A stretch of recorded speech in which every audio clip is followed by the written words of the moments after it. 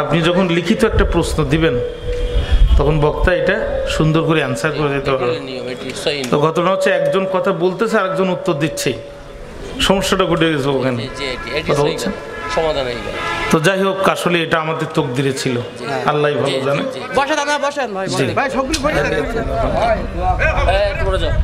তো এখন না রে ভাই, এখানে ওয়াজের কোনো করে আপনি ছাড়ার মাঠে কেউ নেই, এনে ওয়াজের পরিবেশ আছে, পরিবেশ। আজকে দেখেন আমরা কত দুর্ভাগা, কত হতভাগা আমরা, কত দুর্ভাগা আমরা, যে আজকে আমরা এই সময় কোরআনের মাহফিল করছি, সেই সময় গাজাতে মুহুর বম্পিং চলছে, বোমার আঘাতে ক্ষত বিক্ষত দেহগুলো আকাশে উঠতেছে, জীবন্ত মানুষ বোমার আঘাতে উপরে উঠে যাচ্ছে। প্রত্যেক দিন 150 করে মুসলিম শিশু হত্যা করতেছে, 150। আপনার আমার সন্তানকে একটু এখানে রেখে কল্পনা করে দেখেন তো কি অবস্থা, একটু কল্পনা করেন। আপনার আমার সন্তানকে এখানে রেখে একটু কল্পনা করে দেখেন কি অবস্থা।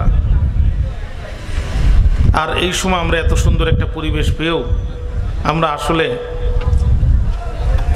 খুব হতভাগা জাতি, অথচ মুসলিম জাতিকে আল্লাহ তাআলা সৃষ্টি করেছে বিশ্বের নেতৃত্ব দেওয়ার জন্য। এই যে আবার এখানে ভাই, আপনি আমারে মাইক ধরাই দিয়ে ওখানে যে গল্প করলে হবে? আপনি আমারে খুব কষ্ট করে ওয়াজ করতে বললেন, আমার ওখানে যে গল্প করতে। ওয়াজ তো হবে না, আমি জাস্ট দোয়া করে দেবো। আগে কয়েকটা মুক্তেসার কথা বলি। মঞ্চে বসারও কিছু আদব আছে ভাই, বসেন তো, মঞ্চে বসারও কিছু আদব আছে, মঞ্চে কথা বলারও আদব আছে। রাসূল বলছে, মান আকরামা আলিমান ফাকাল্লামা আকরামান সাবঈনা নাবিয়ান। যেই ব্যক্তি শেষ জামানায় আমার একজন আলেমকে সম্মান করলো, সে যেন বনি ইসরাইলের 70 জন নবীকে সম্মান করলো, 70 জন নবীকে সম্মান করলো। এই জন্যে দেখেন আমরা মুসাফির মানুষ। আমি আজকে সেই ফজরের পরপরই 1 মিনিটও দেরি করিনি, আমি ঢাকা থেকে রওনা দিচ্ছি, প্রচণ্ড গরম যাতে না লাগে। এখন আপনারা যদি আমাকে আঘাত করে টুকরা টুকরা করে ফেলেন, আমার পক্ষে কি কেউ আছে? অনেক কথা খারাপ লাগলো একটু এড়িয়ে যেতে হয়। উভয়ের ভাষা কালামুলা, মুখের ভাষা হচ্ছে ভদ্রতার সর্বোচ্চ পরিচয়। কথা বলছেন? মূল কথা হলো আমরা আল্লাহর ভয় থেকে দূরে চলে গেছি,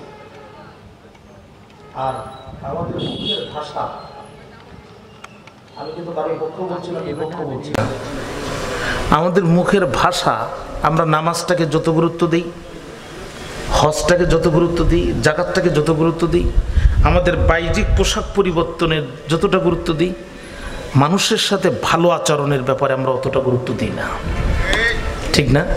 অথচ মানুষের সাথে ভালো আচরণ করা নামাজ, রোজা, হজ, জাকাতের চেয়ে কোনো অংশে গুরুত্বপূর্ণ কম নয়। আদব দেখে, মুসলমানদের আদব দেখে মানুষ ইসলাম গ্রহণ করেছে, মুআমালাত দেখে মানুষ ইসলাম গ্রহণ করেছে, মুআশারাত দেখে মানুষ ইসলাম গ্রহণ করেছে, আচরণ দেখে ইসলাম গ্রহণ করেছে। এই বাইতুল মাকদাস হযরত ওমর রাদিয়াল্লাহু তাআলা বিজয় জেরুজালেমের খ্রিস্টান বাদশার কাছে হযরত ওমর চিঠি লিখলেন। জেরুজালেমের খ্রিস্টান বাদশা ওমরের প্রতিনিধিকে পাওয়ার সাথে সাথে তাকে আঘাত করলেন, কারাগারে ঢুকাই দিলেন। হ্যাঁ ভাইরা, সাইবুল ভাই, সবাই তো চলে গেছে, আপনারা আসেন, তাও গল্প এখানে সাইবুল ভাই, সবাই আসেন, সবাই আসেন, সবাই আসেন, জাস্ট 5 মিনিট একটু বসে। ভাইরা দেখেন, ওমর রাদিয়াল্লাহু তাআলা প্রতিনিধিকে কারাগারে ঢুকানোর পরে তার মাথায় কাজ করছে যে এ ওমর তো যেন তেন ওমর না, এ ওমর যে রাস্তা দিয়ে যায়, শয়তানও 3 দিন ওই রাস্তা দিয়ে যায় না। কয়দিন যায় না? 3 দিন। আর এ ওমর অর্ধ পৃথিবী দখল করে কালেমার পতাকা উড়াই ফেলেছে। এ যদি শোনে যে আমি তার প্রতিনিধিকে আঘাত করেছি, কারাগারে ঢুকাইছি, আমার রাষ্ট্র একবার মাটির সাথে মিশিয়ে দেবে। তখন সে একটা চিঠি লিখে সন্ধিপত্রের জন্য আবেদন করে একটা বার্তাবাহক পাঠালো। বার্তাবাহক এসে মদিনায় জিজ্ঞাসা করতেছে, তোমাদের উমর কোথায়? বলছে ওই যে মসজিদে নববী। কয় কেন? গণভবন নাই, বঙ্গভবন নাই, রাজপ্রাসাদ নাই? বলছে না, মসজিদে নববীর পাশে ছোট্ট খেজুরের পাতা দিয়ে বানানো কুড়ে ঘর, আর ওই ঘরের নিচে বিশ্রাম করছেন যিনি, হযরত ওমর তিনি। জোরে কন্যা সুবহানাল্লাহ।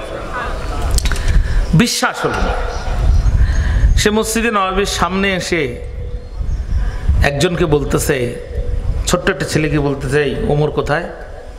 পিচ্ছি বলছে কি ইদানিং চোখে টোকে দেখো না নাকি? চোখ কাজ করে না? বলছে কারণ কি?